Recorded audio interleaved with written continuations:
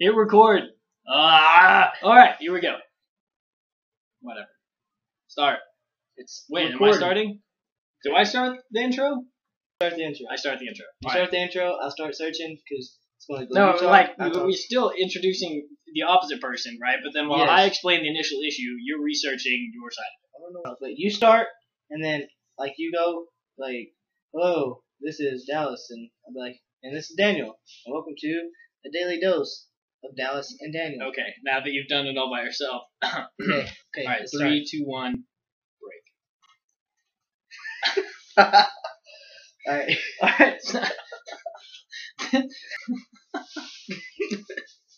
Just do it! It's ridiculous! Just do it! Okay, alright. Hey, this is Dallas. And that's Daniel. And this is a daily dose of Daniel and Dallas. No, it's a daily dose of Dallas and Daniel. Whatever, it's because he made the name. Alright, so, a couple weeks ago, he tried to tell me that hot water, or hot ice cream mix, whichever, take your pick, freezes faster than cold water or ice cream mix. Again, take your pick. And that sounded ridiculous to me, so I was immediately like, no, that doesn't make any sense. But basically, heat is the amount of energy in matter, anything. But this thing, he's trying to say that stuff that's hot will freeze faster than cold. It will. Stuff. I searched Google, and I typed in, can hot water freeze faster than cold water? And I picked on the first one that popped up. It's not always the best. I should go to like page 16 or something. But it says yes. If you have to look on page 16, the answer's not there. It is. It says yes. Alright, well, never mind. He's got to work on how to summarize. So basically, cold is simply a lack of hot. So the way your refrigerator or freezer works is mechanically, through means I won't explain, it cools down the air inside. So when you put a hot object into your refrigerator, the air around it simply sucks away a lot of the heat. So it stands to reason that if you have a cup of water, per se, that's already cold, it doesn't have very much energy that the air around it needs to suck away before it freezes. Whereas if you have a cup of water that's hot, there's a lot of energy there that the air in the freezer, refrigerator, whatever, that's already cold, has to take away before it gets to the freezing point. Alright. We all know if I have water, hot water, and it's 99 degrees, okay, and I have cold water that's 1 degree. Carry on. The cold water will obviously freeze faster. I got slightly hotter water, slightly colder water. Hot water, cold water. Okay, I put them in the freezer right next to each other, exact same time, like 6 inches apart. The hot water will freeze faster, and this is called the Meniba effect. I bet you mispronounced that. Memba. No. That's M-P-E-M-B-A, and it's at least Mapemba. It's French, or not French, African. It's not Mimba, or Meba, or whatever. M-P-E-M-B-A. It's the Mapemba effect. It's just terrible. Okay, he can't explain for crap. Yeah. Blah, blah, blah. It's called the Mapemba effect. Of course, initially warmer water will not freeze before initially cooler water for all initial conditions. Okay, so this is not a universal truth. If you have water at 99.9 degrees and water at barely above freezing, the stuff that's barely above freezing is going to freeze first. So, in a sense, I was not entirely wrong. This is apparently a very limited circumstance. It's counterintuitive. Exactly. Extremely. It's still not known why it happens. Alright, so I think it might be because water is evaporating from the hot water faster than it's evaporating from the cold water. So looking at the explanation for why this effect happens, the basic answer is they don't know why. Some experiments have observed it happening apparently, but there's no clear cause. And it's not a good general rule. If you put near boiling water in a freezer at the exact same time you put near freezing water, the near freezing water is going to cool fast. So apparently this is a limited phenomenon that occurs under very controlled circumstances for reasons that are still not completely explained, mostly because there's no point in knowing. So Dallas is setting up an experiment to try to prove me wrong by actually taking hot water and cold water. And he's going to put 2 cups of water that are going to be eyeball close to the right amount of water, apparently, to the same amount of water, into a freezer, and we're going to see what happens. So I'll update you at the end of this video on the results. That is not even, you don't even have the same type of cup. You only got 2 cups in there. Show the camera. It don't matter what kind of cup. They're both plastic. It's approximately the same amount of water in 2 different cups that have totally different amounts of surface area showing to the air around, whatever. And one is cool, kind of, from the sink, tap water, and one is it warm? Is it not warm? I'll tell you. Stick your finger in it. Which is which. I will just, the tap water, it's tap water. It's hot tap water and cold tap water, and we're going to see which one freezes faster.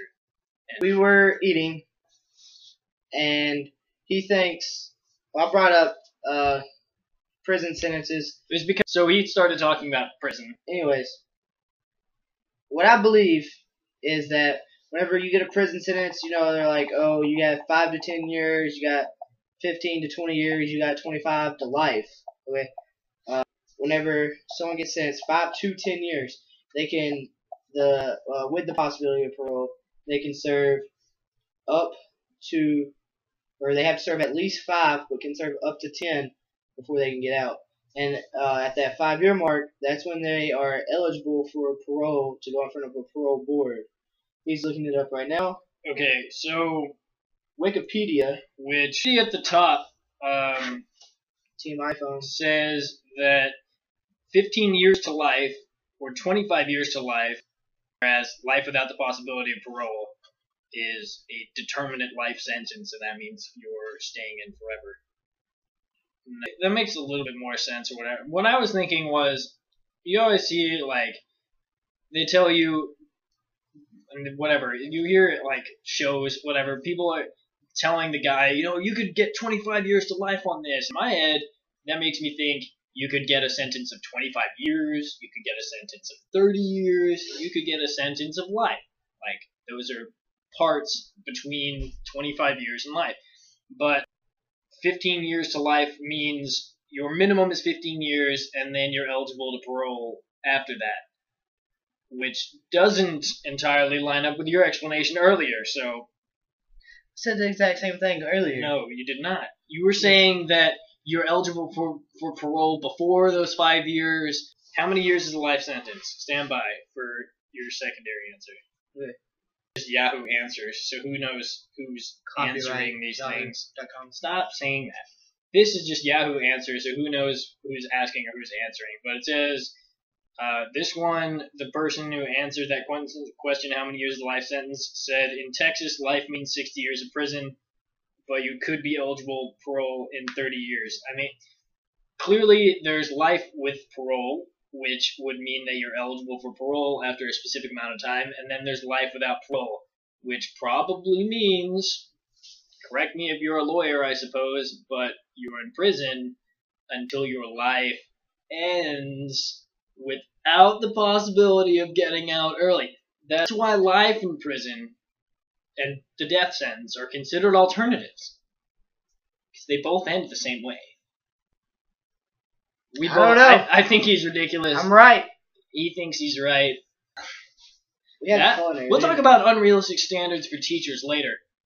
But now I guess we're just waiting on the ice. It's been 6 minutes since I put it in there. Yeah, and we're probably not going to stop this clip. This is the basic, like, type of thing we're going to do. Like, you can suggest topics or ask a question, and if one of us knows something about it, we will answer to the best of our ability. If we need to, we can do some research. We also might have specialized segments where we're not allowed to do research, and if we don't know the answer, we just make up something crazy. Comments on who knows. We're going to come up with a lot of stuff in the future, and we're going to have... we're going to use our opinions post questions, and we can decide whether or not we're going to do research or whether or not we're just going to answer, and we'll just be specific about whether or not which one we're doing. If you don't see us doing research, you can probably assume we're not doing research, and what we're doing may or may not be true unless we cite, specific questions and topics and things like that, and we'll see what looks like it would be a good time to talk about. All comments will be looked at by me. He's just volunteered to scroll through every meaningless thing you decide to write on YouTube, so I want to know what the people think. he wants to I'm know a people person. what the people, aside from Macaulay Culkin. Do you even know who that is? Yes, the kid that's in Home Alone. Cultured. Yeah. I'm I'm gonna go check the water. It's been 10 minutes. He's checking the ice. Water? Yeah, it's gonna stay water for a while. This goes gonna be hella long. It's still water. This is poor scientific method going on here. You can't just touch it, do unpredictable stuff to it. We're gonna just talk. We're basically just updating them that the water didn't freeze. He's an asset to the team. Okay. He's an asset to the team.